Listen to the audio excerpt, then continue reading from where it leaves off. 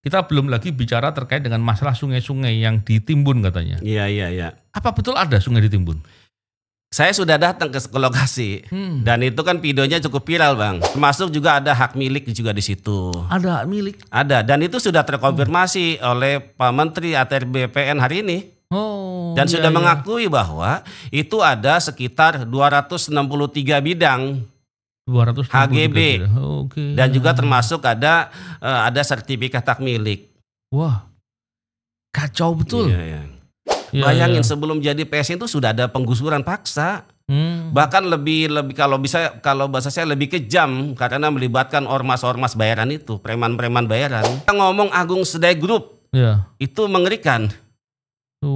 Apalagi nyebut aguan gitu loh. Mengkritik aguan, orang bisa ditangkap saat itu juga. Bayangin sebelum jadi PSN itu sudah ada penggusuran paksa. Bahkan kalau bahasa saya lebih kejam karena melibatkan ormas-ormas bayaran itu, preman-preman bayaran. Jadi ke depan kalau ini mulus proyeknya, masyarakat pribumi katakanlah Tangerang itu tidak bisa lagi mengakses lautnya sendiri. Aduh, bahaya, karena sudah tertutup oleh tembok-tembok PIK 2.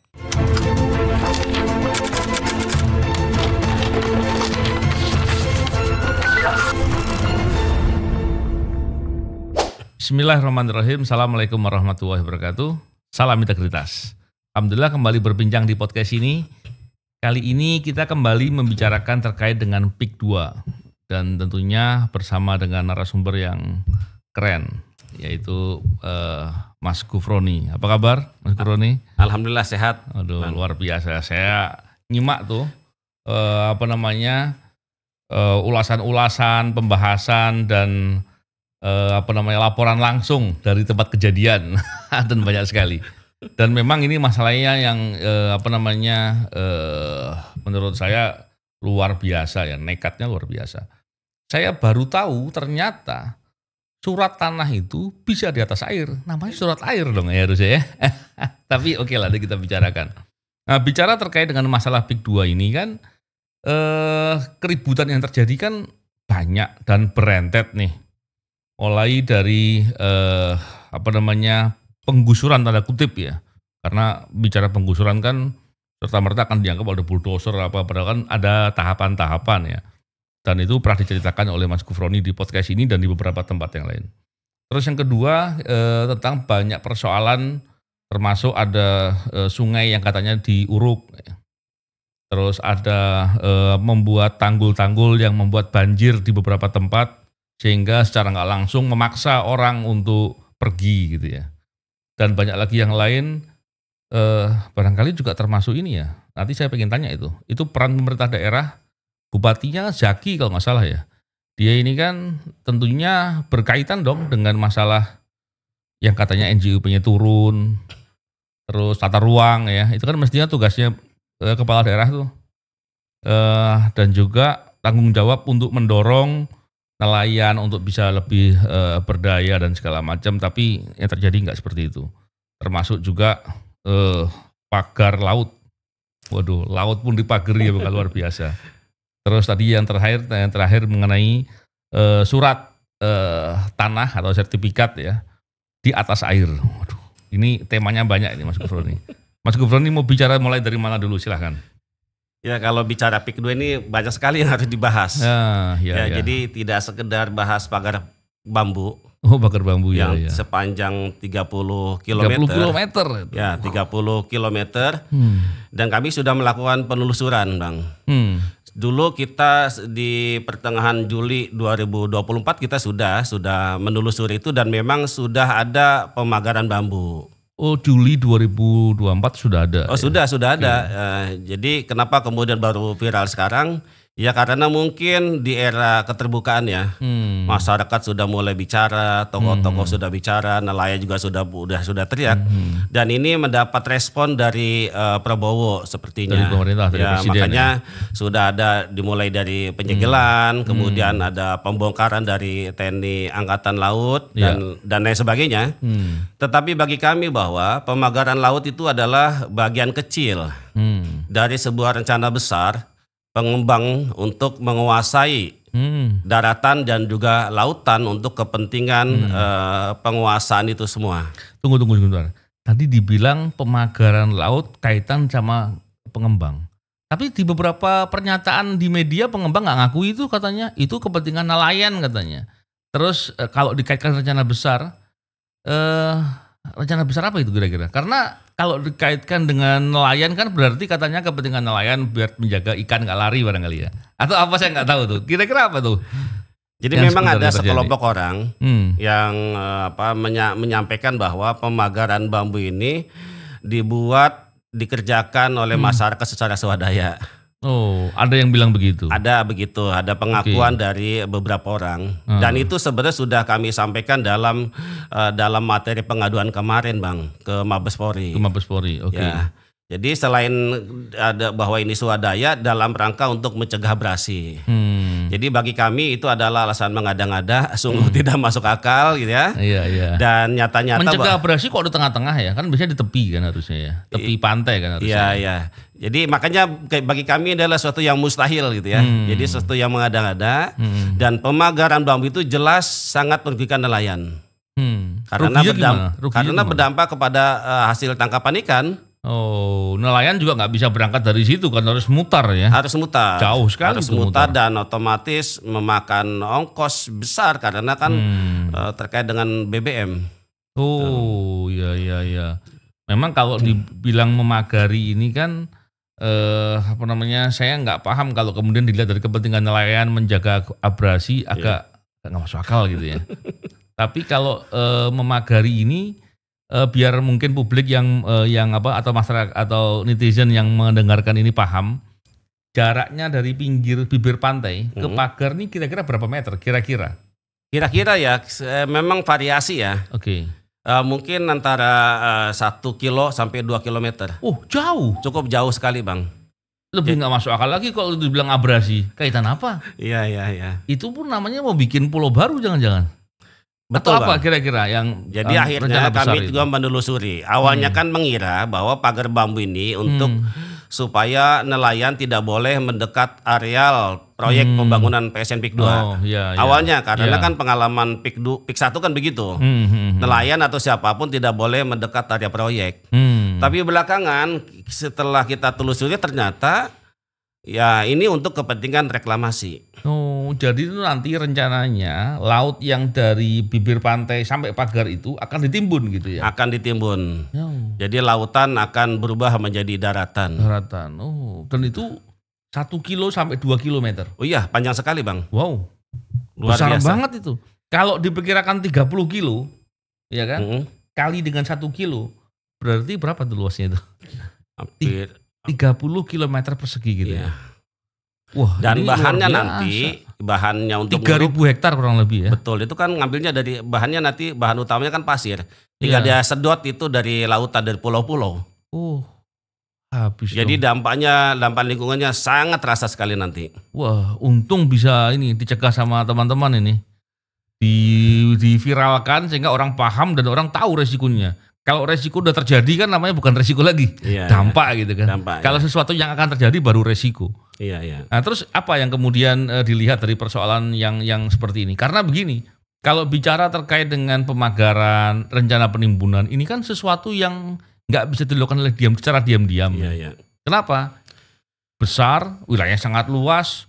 Masa sih bupati setempat waktu itu Zaki nggak tahu gitu kan? Iya. Masa sih bagian-bagian mungkin di pemerintahan apa tuh urusan itu ya, KKP atau apa, masa nggak tahu ya?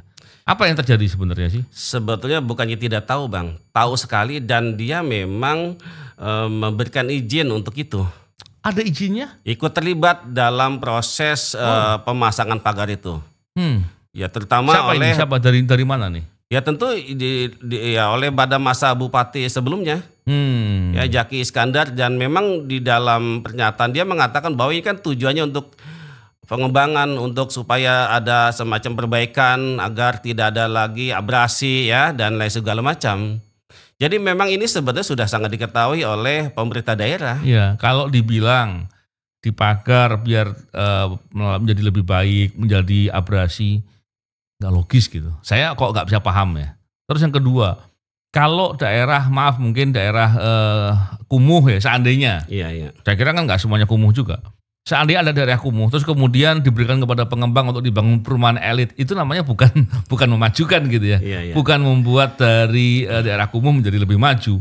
Itu namanya ya bukan tugas pemerintah seperti itu harusnya ya. Persoalannya begitu begitu vulgar, begitu terang-terangan. Dan menurut saya ini sesuatu hal yang membuat orang miris ya. Yang menarik adalah katanya di area-area pagar itu yang bibir pantai sampai pagar, artinya wilayah laut, yang air itu ya. Apa betul di situ katanya ada HGB-nya, keluar hak atas tanahnya di atas lokasi itu? Ya betul, kami sudah mengecek itu. Kebetulan kan ada aplikasi ya. Aplikasi resmi Bumi ATR BPN. Kita bisa akses semua. Jadi kami diberitahukan cara-cara bagaimana untuk melihat apakah memang di situ ada HGB. Jadi memang Bang, kalau dilihat dari peta dasar itu tidak kelihatan, masih lautan. Lautan, terutama di Desa Kohod, Kecamatan Paku Haji. Tapi kita kalau coba mengarah lebih dekat ke lokasi itu nanti muncul tuh HGB, ada kapling-kapling saya sebut ya, kapling-kapling laut. Dan kalau kita klik misalnya satu kotak itu akan muncul tuh hak guna bangunan, luasnya berapa. Tapi memang tidak ada keterangan siapa, atas nama siapa ini. Termasuk juga ada hak milik juga di situ. Ada hak milik? Ada, dan itu sudah terkonfirmasi oleh Pak Menteri ATR BPN hari ini. Dan sudah mengakui bahwa itu ada sekitar 263 bidang 263 HGB. Dan juga termasuk ada sertifikat hak milik. Wah, kacau betul. Itu saya bingung ya, kalau areanya masih berupa laut gitu ya. Dan kemudian keluar HGB atau hak milik, SHM, sertifikat hak milik, ini gimana prosesnya ya? Ya tentu melibatkan dari bawah Bang. Artinya apa yang diprotes kawan-kawan, apa yang disuarakan oleh masyarakat itu, permasalahan itu nyata ya, apa adanya ya. Dan nyata sekali, jadi makanya dia coba untuk kapling-kapling, ada melalui pagar-pagar bambu itu. Makanya kalau kita lihat dari atas Bang, itu terlihat itu ada kotak-kotak itu, bambu-bambu. Jadi memang itu diatur sedemikian rupa untuk dijadikan semacam ini, jual beli lautan. Ini kan sesuatu yang di luar logika kita semua gitu loh. Daratan sudah diratakan gitu ya, sudah diambil. Lautan pun yang notabene adalah milik negara yang seharusnya semua orang bisa akses, ini pun diambil. Gitu. Padahal kalau kita bicara pantai itu kan area publik ya. Hak untuk masyarakat ya, bisa akses ya. Kalau kemudian ditutup seperti itu kan, ini wilayah pantainya diprivatisasi ya. Celakanya bisa 30 km, mungkin bisa lebih barangkali ya. Betul, jadi ke depan kalau ini mulus proyeknya, masyarakat pribumi katakanlah Tangerang itu tidak bisa lagi mengakses lautnya sendiri. Bahaya, karena sudah tertutup oleh tembok-tembok PIK 2. Kacau. Saya menghela nafas berkali-kali lah ini. Ini kebangetan sekali, keterlaluan. Dan tadi kalau bicara terkait dengan proses yang selama ini Mas Gufron dan kawan-kawan ya suarakan dan melakukan advokasi ya. Kan Mas Gufron ini dari LBH Muhammadiyah ya. Ada hal-hal lain yang terjadi yang pernah kita bahas juga di podcast ini terkait dengan tanah-tanah masyarakat yang tanda kutip dipaksa dan dipojokkan untuk dibeli. Di antaranya ketika dibikin tanggul-tanggul banjir menjadi problem. Tapi kan di beberapa pemberitaan disangkal katanya itu bukan banjir kok, cuman genangan. Ya memang kadang-kala genangan. Tapi kalau genangannya lama itu namanya banjir namanya gitu kan. Terus dan banyak lagi yang lain. Ditambah lagi katanya ada NJOP yang diturunkan. Ketika NJOP diturunkan, biasanya dalam logika umum itu bisa dikaitkan dengan ketika pembebasan lahan kan. Oh nilai NJOP-nya sekian kok. Oh iya juga gitu kan. Apakah benar itu terjadi semuanya? Jadi di beberapa tempat ya, di beberapa desa itu memang terjadi. Di mana ada NJOP yang diturunkan. Turunnya itu berapa banyak sih? Berapa persen gitu kalau diperkirakan? Kalau kira-kira ya mungkin awalnya mungkin sekitar 200-an itu. Malah kemudian turun di bawah 50.000. Wow, itu namanya bukan turun, ganti harga. Oh, ganti harga ya. Kalau turun 200 jadi 190 gitu kan. Iya. Kalau 200 menjadi di bawah 50.000, wah itu namanya ganti harga itu. Makanya kan informasi yang beredar sekarang harga tanah itu di antara 30 sampai 50.000 per meter. Untuk sawah 50.000, untuk tambak 30 atau 35.000 per empang. Ya. Dan bagian dari kegiatan advokasi ini Mas Kufroni, kalau benar ada penurunan seperti tadi, itu ada baiknya disampaikan KPK. Karena KPK perlu juga melakukan pemeriksaan mendalam. Siapa tahu ada pejabat di daerah sana, maksud saya bukan pejabat KPK, pejabat di lokasi ya. Siapapun itu di level apapun itu mengubah dengan maksud suatu kepentingan tertentu, dan saya nggak yakin kalau ngubahnya nggak dikasih duit gitu ya. Kalau itu terjadi ya. Tapi saya pikir itu persoalan serius itu. Karena dampaknya bagi masyarakat parah. Akhirnya masyarakat tanahnya dibeli harga murah tidak sesuai dengan NJOP yang seharusnya gitu ya. Itu menarik sekali itu. Jadi memang tentu pejabat-pejabat daerah ya, termasuk pejabat-pejabat yang periode yang sebelumnya itu juga harus diminta pertanggungjawaban.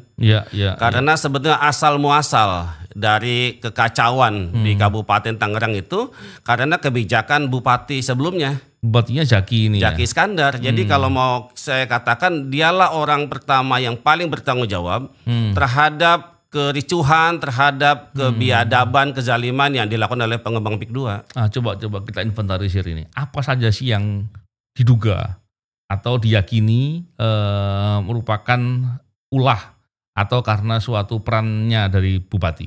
Jadi begini Bang, ini kan sebelum jadi PSN, ini kan masih PIK ya, PIK 2. Tapi namanya bukan Pantai Indah Kapuk, Pantai Indah Kosambi. Oh, Pantai Indah Kosambi. Awal-awal dulu tahun 2014-2015 kalau tidak salah. Disitulah kemudian prakondisi untuk terjadinya penggusuran lahan-lahan di Dadap. Ya, di situ kemudian bahkan terjadi bentrokan dengan aparat kepolisian. Disitulah Jaki waktu itu yang memulai terjadinya penggusuran lahan secara perlahan-lahan dari mulai Kosambi, kemudian Teluk Naga dan seterusnya.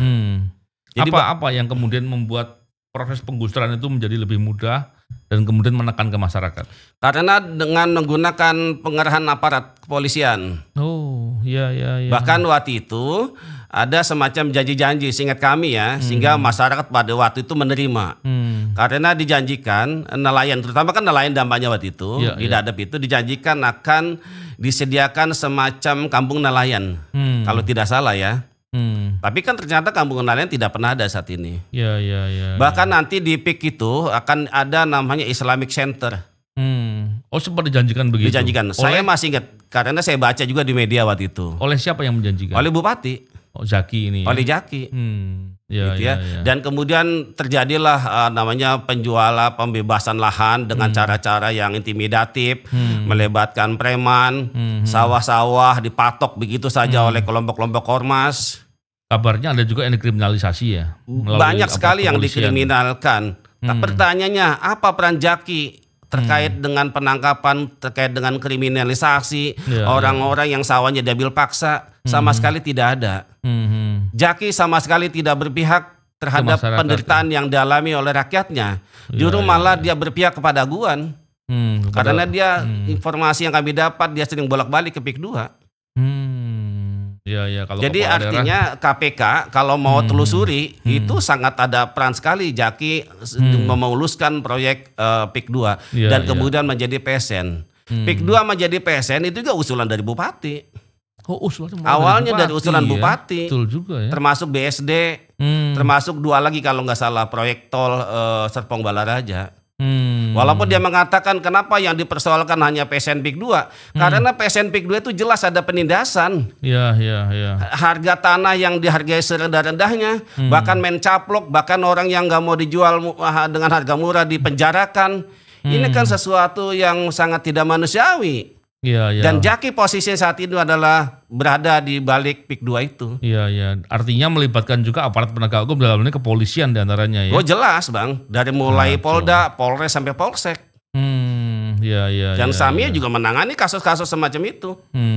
banyak yang diadvokasi sama Mas Gufron. Ada beberapa yang harus masuk penjara, tapi ada juga yang kemudian tidak diselesaikan di penjara karena dia hanya sebagai saksi, hanya sebagai tersangka, tapi tidak dibawa ke pengadilan. Karena mungkin sudah kompromi, tanahnya diambil, dia pasrah aja gitu. Pasrah, aktivis juga pada tiarap semuanya. Jadi bayangin Bang, sebelum jadi PSN orang ngomong Agung Sedayu aja khawatir. Bayangin Bang. Oh sampai segitunya? Kita ngomong Agung Sedayu Group, ya. Itu mengerikan. Apalagi nyebut Aguan gitu loh, mengkritik Aguan, orang bisa ditangkap saat itu juga. Sampai segitunya. Itu sebelum jadi PSN. Bayangin sebelum jadi PSN itu sudah ada penggusuran paksa. Bahkan lebih kalau bahasa saya lebih kejam karena melibatkan ormas-ormas bayaran itu, preman-preman bayaran. Jadi justifikasi seolah-olah masyarakat mendukung gitu ya? Iya betul. Aduh kacau. Jadi dengan kondisi hari ini semua orang terbuka, semua orang bicara. Jadi siapa yang bisa membatasi? Makanya harapannya memang satu kepada Pak Presiden Prabowo untuk memperbaiki semua ini, kekacauan ini. Dan baiklah kita mulai dari pemagaran bambu, pemagaran laut yang sekarang sudah tidak. Tapi juga harus dievaluasi terkait dengan penggusurannya. Bagaimana hak-hak orang yang tidak dibayar tanahnya, empangnya yang sampai hari ini belum dibayar, baru hanya sebatas DP. Ini zolim Bang. Itu pernah dilaporkan kemana saja sebelumnya? Begini Bang. Pernah lapor ke Ombudsman atau ke Komnas HAM atau bidang-bidang investigasi lain? Sebetulnya sudah ada pengaduan-pengaduan dan ini kan beberapa kan sudah mulai muncul saat itu. Tapi sekali lagi situasinya memang membuat orang ketakutan. Lagi kuat-kuatnya ya powernya. Sedang kuat-kuatnya karena itu ada di masa pemerintahannya Jokowi. Gitu. Siapa yang teriak itu pasti dipanggil Polda. Sampai segitunya ya. Sampai segitu, Bang. Wah, kacau. Dan tentunya kita apresiasi ya langkah dari pemerintah dalam hal ini Pak Presiden ya. Betul. Pak Prabowo yang kemudian bersuara, kemudian menugaskan, mungkin yang saya dengar ya di media, menugaskan dari TNI AL ya untuk melakukan tindakan dan seterusnya. Tapi saya kira belum cukup itu barangkali ya. Tadi yang soal segala persoalan yang kepentingan masyarakat yang digusur paksa tadi itu masih harus diluruskan semua karena persoalan itu sudah begitu banyaknya ya. Dan masalah kerusakan lingkungan itu yang terjadi ataupun niat jahat, kalau bisa dikatakan itu sebagai suatu bentuk rencana sesuatu yang nggak benar, niat untuk berbuat menguasai laut dengan cara yang bisa jadi melanggar aturan, itu masih harus diusut secara keseluruhan. Termasuk pejabat yang terlibat di situ kan? Betul. Jadi memang ini kan sudah sebab proyek ini ke jalan dari mulai Dadap ya. Dari antara PIK 1 ke PIK 2 kan sudah jalan tuh sebenarnya, ada Pantai Aloha segala macam. Itu berapa jauh PIK 1 PIK 2 tuh? Sebenarnya dihubungkan dengan satu jembatan itu. Mungkin panjangnya ya saya kira mungkin bisa 1 kilometer. Oke. Jadi kalau mau pemerintah serius telusuri dari awal, dari asal dulu. Dari masalah surat-suratnya. Karena kan itu sudah terlanjur menjadi daratan. Itu kan awalnya lautan juga, Bang. Jangan-jangan polanya sama dengan yang hari ini terjadi. HGB itu muncul di lautan itu. Dengan dalih katanya dulu karena abrasi. Ya, dulu tambak-tambak yang kemudian kena abrasi. Saya mau sampaikan di sini bahwa apa yang disampaikan Jaki bahwa abrasi ini bisa 1 kilometer itu adalah sesuatu hal yang karangan belaka. Di salah satu podcast saya dengar Jaki bilang abrasi itu bisa 1 kilometer. Gitu ya. Tapi menurut pengakuan warga yang kami dapatkan itu paling hanya 30 meter. Nah itu pertama. Yang kedua, kalau misalnya katakanlah dulu ada bekas tambak-tambak, kan semestinya dia harus segera mempertahankan tanahnya agar jangan sampai kena abrasi, kan begitu. Betul. Dan ini kan seolah-olah tambak-tambak atau tanah-tanah liar yang di dekat pantai ini kan seolah-olah ditelantarkan begitu saja. Tidak diurus oleh pemilik lahan itu. Maka jangan sampai kemudian mencari-cari alasan kemudian dia merasa bahwa ini lautan dulu punya tanah saya dulunya. Tidak bisa karena ini rezim laut dengan rezim agraria sudah berbeda. Gitu. Dan kalau dibilang karena masalahnya abrasi, kan abrasi bisa diatasi kan. Bisa dibikin banyak langkah untuk abrasi ya, diantaranya di beberapa tempat kalau kita lihat kan dibikin kayak tanggulan gitu untuk menahan abrasi dan banyak lagi yang lain. Dan itu bisa dilakukan oleh pemerintah, bukan terus dipersepsikan karena abrasi sudahlah dibikin ke pengembang aja lah. Bukan begitu kan langkahnya harus dilakukan. Sebetulnya Bang, kalau mau niat pemerintah daerah untuk memperbaiki ya abrasi itu sangat mudah. Political will. Ya, ya. Ya kan? Ini kan eranya ini kan sebelum Jaki ini kan eranya Ismet. Bapaknya. Oh, bapaknya ke anaknya ya. Ya. Jaki bilang, waktu saya baru menjabat, ini kan pantai utara ini kan udah kosor, udah kumuh, udah banyak limbah, banyak abrasi, ya kan? Empang yang kering, sawah yang gak ada airnya. Kok seolah-olah menyalahkan masyarakat? Ya, kalau mau salahkan bapaknya. Kenapa bapaknya nggak melakukan apa-apa untuk kepentingan masyarakat Pantura? Ya. Itu seolah-olah jadi pembenaran mereka untuk bisa dijadikan sebagai proyek dengan melibatkan swasta. Oke. Jadi kalau mau telusuri siapa yang belum bertanggung jawab, mohon maaf ya, Ismet kan sudah almarhum. Ya. Ini sekarang Jaki juga harus tanggung jawab. Ya. Dan sekarang diteruskan oleh adiknya, wakil bupati. Jadi bagaimanapun juga, bagaimana kabupaten mau hebat, mau maju kalau Kabupaten Tangerang masih dikuasai dinastinya Ismet. Ya. Inilah kekacauan di Kabupaten Tangerang itu. Ya. Dan memang Mas Gufroni tinggalnya di dekat-dekat sana, jadi tahu dari awal ya. Iya tahu lah Bang. Jadi bahkan secara tidak langsung korban juga. Oh, gitu? Memang awalnya saya diam Bang. Saya hanya bisa mengamati. Iya. Tapi kan orang bicara ke saya, mengeluh, ya kesedih. Saya sebagai seorang pengacara lama-lama juga tidak bisa diam. Betul. Karena waktu itu juga saya harus memikirkan keselamatan Bang. Iya. Karena kalau kita mau kritik Agung Sedayu, kami bisa ditangkap. Ya, sudah mau dikriminalisasi berkali-kali ya. Dan terasa sekali suasana kebatinan saat itu. Tapi ya karena saya sebagai kader Muhammadiyah, saya harus menegakkan amar ma'ruf nahi mungkar, menyatakan yang benar. Dengan resiko ya, abang tahu sendiri lah. Kita kan pernah disomasi juga. Iya. Somasi ya juga menarik. Itu bentuk perhatian barangkali ya. Kecintaan ya. Tapi kalau melihat dari persoalan tadi, kita tadi sudah bicara terkait dengan pagar laut, dan ternyata jarak dari bibir pantai ke pagar laut ini cukup jauh. Tadi saya pikir itu deket loh. Tapi kalau 1 kilo sampai 2 kilo variasi, mungkin ada beberapa yang lebih dekat lagi, itu jauh sekali menurut saya. Terus yang kedua, kita juga sudah bicara terkait dengan lokasi di wilayah laut tadi, area pagar itu ternyata juga sudah dikeluarkan sertifikat gitu ya. Sertifikat air ya. Sertifikat tanah. Karena sertifikat tanah loh, belum ada tanahnya di situ kan. Air dong berarti. Iya. Terus kalau kita lihat lagi di persoalan penggusuran itu, masalah intimidasi, masalah upaya nakut-nakuti, kriminalisasi dan banyak lagi yang lain. Ini sudah begitu banyak persoalan. Kita belum lagi bicara terkait dengan masalah sungai-sungai yang ditimbun katanya. Iya. Apa betul ada sungai ditimbun? Saya sudah datang ke lokasi dan itu kan videonya cukup viral Bang. Oke, saudara sekalian, saya mau kasih informasi baru lagi. Ya, ini di sore hari, mungkin sudah jam 5 lewat ya. Masih di tempat yang sama di Desa Kronjo, Kecamatan Kronjo, Kabupaten Tangerang. Di belakang saya ada yang menarik. Ini ada aliran kali kecil, bukan kali kecil sebetulnya ini. Kemarin ini belum ada ini aliran.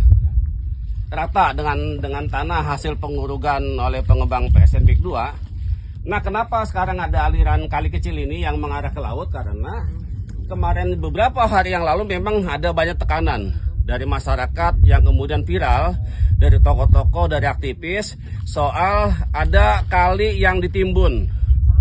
Ada beberapa titik sungai yang diuruk oleh pengembang PSN PIK 2. Jadi karena ini sudah viral, maka kemarin kalau tidak salah hari Jumat, ya ini diangkat lagi tanah-tanahnya oleh Beko, ya. Saya tidak tahu berapa lama informasi dari masyarakat seperti itu adanya. Jadi bayangkan saudara sekalian, mereka pun sebenarnya udah panik dengan kondisi di mana masyarakat, ya aktivis, tokoh juga bersuara soal ratanya kali-kali ya sungai-sungai milik negara. Nah ini hanya sekian meter saja supaya air bisa keluar masuk ke arah laut. Tetapi sungai utamanya belum, masih tertimbun. Ya seperti Kalimalang yang tadi saya sampaikan. Ya, tapi persoalannya adalah bukan sekedar dia hanya memberi akses jalan ini, air, tapi bagaimana kemudian kali-kali yang sudah ada itu dikembalikan fungsinya ke semula. Diangkat lagi. Jadi tidak boleh swasta ya melakukan pemerasan terhadap tanah milik negara. Ingat ya, ini negara loh. Jangan sampai kemudian nanti negara akan melakukan sanksi yang sangat berat kepada pengembang PSN PIK 2. Demikian sebagai informasi tambahan. Assalamualaikum warahmatullahi wabarakatuh. Assalamualaikum warahmatullahi wabarakatuh. Selamat sore sahabat semua. Hari ini Sabtu tanggal 11 Januari 2025. Saat ini saya sedang berada di Desa Kronjo, ya, Kecamatan Kronjo, Kabupaten Tangerang, untuk melihat langsung penggusuran atau pengurugan yang dilakukan oleh pengembang Agung Sedai Group. Nah, ini luas sekali, saudara sekalian. Coba kita lihat di sana. Ini sebetulnya jauh sekali dari jalan raya, tetapi pengurugan sudah sampai sini. Ini dulu adalah tambak-tambak ya milik warga yang sudah rata oleh tanah. Dan satu lagi saya ingin sampaikan bahwa ini yang saya berdiri di sini, ini adalah awalnya kali, ya, kali namanya Kali Malang, ya, Kali Malang mungkin lebarnya kira-kira 20 meter, ya, dan ini sudah duduk rata dari sana terus sana, mungkin sudah 2 atau 3 kilometer. Ini sungai ya, ini kali yang kita tahu bahwa kali sungai ini kan bukan milik masyarakat tetapi milik negara, milik pemerintah. Tetapi nyatanya adalah tanah ini kali ini sudah rata dengan tanah. Nah, ini kita lihat ujungnya. Nah, ini sampai sini nih, kiri. Udah sampai sini. Jadi nanti kalau ini terus jalan pengurugan, maka kali yang di sana itu lama-lama akan rata dengan tanah.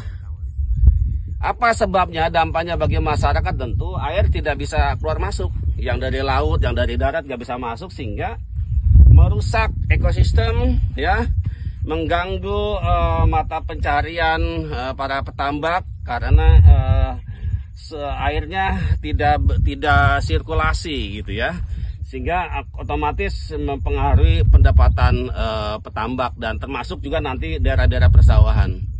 Jadi yang ingin saya sampaikan di sini adalah betapa kejamnya pengembang PSN PIK 2 ya dengan secara semena-mena, sewenang-wenang menggusur tanah milik pemerintah. Bayangkan ya, tanah rakyat sudah digusur, dibeli dengan harga yang sangat murah, 50.000 per meter, tapi kali juga ternyata diambil juga oleh pengembang PSN PIK 2. Ini sangat biadab menurut kami. Maka tentu ini harus dihentikan kezaliman. Bayangkan ini kali yang untuk kebutuhan masyarakat, petani ya, petambak ya, ini ternyata sudah rata dengan tanah, sudah luas sepanjang 2 sampai 3 km. Bayangkan ini. Kali sungai milik pemerintah saja sudah dirampas, apalagi tanah ya milik masyarakat. Itu yang menjadi fakta kita yang harus kita sampaikan kepada pemerintah. Moga-moga Prabowo memberikan perhatian terhadap masalah ini. Terima kasih.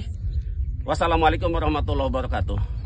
Iya. Jadi saya diberitahukan oleh kebetulan mahasiswa saya yang di Kronjo, dia menyampaikan kegelisahan terkait dengan adanya sungai yang durug. Enggak, sungai itu kan ada hulunya tuh. Iya, ada hulunya. Ada air yang mengalir terus. Kalau ini ditimbun di sini, nanti airnya kemana tuh? Ya tertutup. Luber dong. Iya, kalau hujan siapa yang bisa menanggung kalau ada kebanjiran? Tambak-tambak sudah tidak ada sirkulasi air, ikan mati kan, ikan ini kan mengandung membutuhkan sirkulasi air dari laut. Betul. Sawah-sawah juga nanti akan tenggelam. Oh, kacau betul ya. Itu kan panjang itu yang durug gitu. Ya, saya datang itu di itu desa. Mungkin sungai kecil barangkali.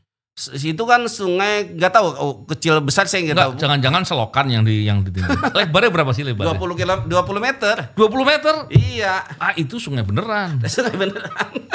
Saya kira kecil 1 meter Enggak, gitu, bukan? cuma karena waktu rame, banyak komplain dari warga, udah rame, akhirnya diam-diam nih, ya akhirnya dia bikin digali tuh, yang air mengarah kali ke laut, tapi luasnya paling 2 meter kalau saya lihat, ya, pakai beko ya. Berapa jam dia hilang lagi gitu. Kalah-kalan. Tapi itu bener ya, sungai ditimbun ya. Ditimbun. Padahal sungai itu kan kehidupan. Sungai tadi yang dibilang sama Mas Gufron itu betul. Ketika dia mengalir ke laut, dia kan ada sirkulasi itu. Iya, membuat ada suatu proses alamiah yang buat ikan bisa hidup di situ. Iya. Kalau ditutup, rusak semua lah sudah. Rusak semua, jadi terpaksa jual. Kacau. Beneran ternyata masalahnya. Saya pikir tuh nggak separah ini loh. Terus sungai yang ditutup ada berapa sungai kira-kira? Saya baru 1 ya, namanya Sungai Malang kalau tidak salah. Sungai Malang ya. Itu panjangnya 2-3 kilometer. Yang ditutup? Iya, dari Kronjo sampai ke Desa Muncung. Yang ditimbun itu? Iya, ditimbun. Tapi menarik Bang, ada sungai yang kita nggak boleh lewat.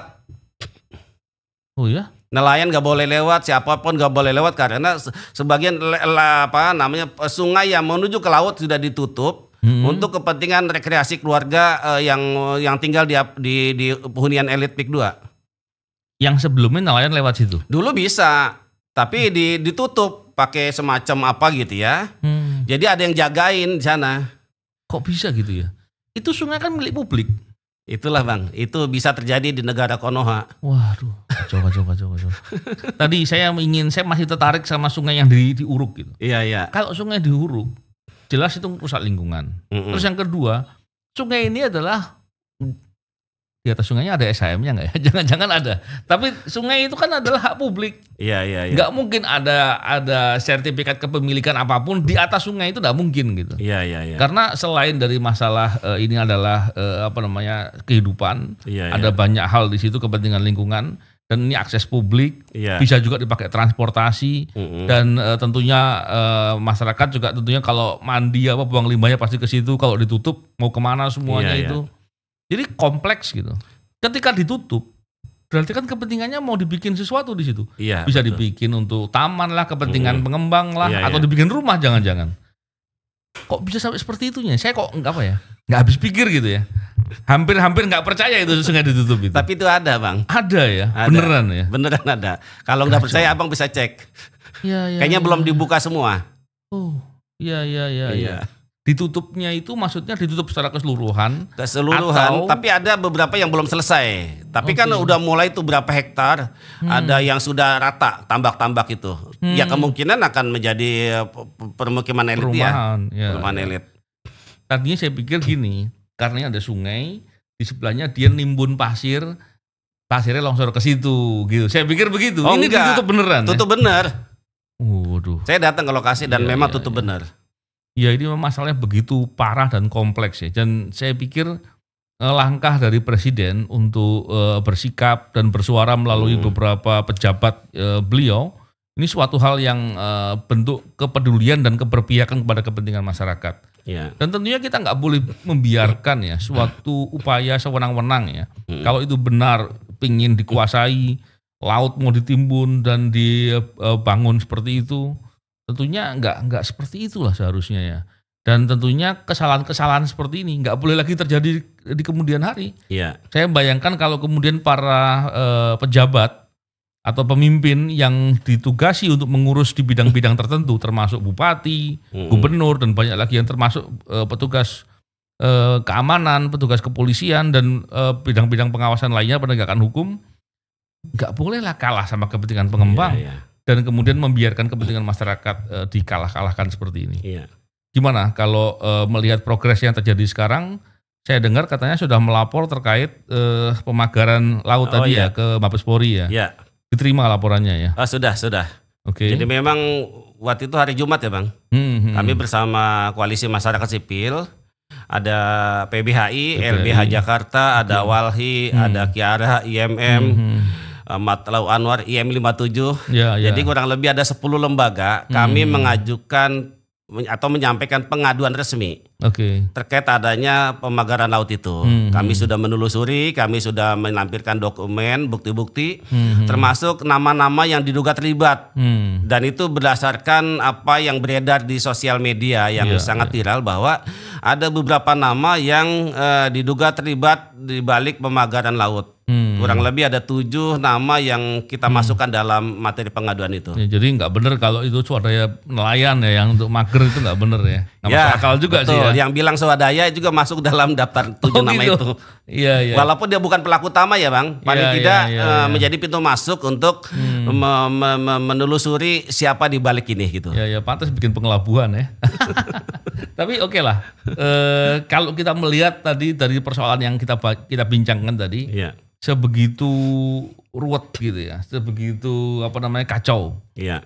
Kira-kira kalau seandainya nih Mas Gufroni ditanya Presiden, Pak Prabowo tanya ke Mas Gufroni, terus apa langkahnya untuk memperbaiki ini semua? Jawabannya apa dong? Sederhana Bang. Saya minta Pak Presiden untuk menyiapkan 1 lembar kertas, secari kertas, isinya adalah pembatalan PSN PIK 2, PSN Rempang, PSN Wadas dan yang lainnya karena jelas merugikan masyarakat, tanda tangan selesai itu barang. Oke, termasuk Rempang dan termasuk Wadas. Rempang, ya betul. Iya. Karena itu semata-mata demi kepentingan oligarki, kepentingan swasta, murni swasta. Oh gitu ya. Iya. Jadi di PIK 2 ini jelas ya persoalannya seperti tadi sudah kita bincangkan. Ya. Di Rempang juga nggak kalah seriusnya persoalannya. Betul. Dan di Wadas juga ya. Iya. Iya. Jadi sederhana begitu ya? Sederhana. Oke. Yang penting ada keberanian dari Pak Prabowo dan harus lepas dari pengaruh Jokowi dan oligarki. Iya. Oke. Jadi menarik. Pak Presiden harus membebaskan diri dari pengaruh-pengaruh Mulyono dan kepentingan-kepentingan Sembilan Naga. Iya. Saya tentunya terkejut separah inilah kejadiannya yang di PIK 2 dan saya yakin nggak cuma saya. Anda terkejut nggak, netizen? Terkejut ya? Berarti kita sama gitu. Oke, terima kasih Mas Gufroni. Tentu kita berharap ke depan ada kebijakan-kebijakan dari pemerintah dalam hal ini Pak Presiden untuk memperbaiki ini semua. Dan tentu segala persoalan yang terjadi kita harapkan jangan sampai terjadi lagi. Dan oleh karena itu saya menghimbau kepada netizen, ayo kita kawal. Kita kritisi, kita perhatikan, kita soroti persoalan ini. Dan jangan kita biarkan suatu kesewenang-wenangan, sesuatu penguasaan yang terhadap wilayah-wilayah dengan cara-cara yang melanggar hukum ini bisa terjadi. Dan tentunya ini keprihatinan dan kita berharap orang-orang yang menjadi korban bisa terpulihkan dan kemudian orang-orang yang berbuat bisa diberikan pertanggungjawaban sebagaimana mestinya. Terima kasih Mas Gufroni. Salam integritas. Assalamualaikum warahmatullahi wabarakatuh. Waalaikumsalam warahmatullahi wabarakatuh.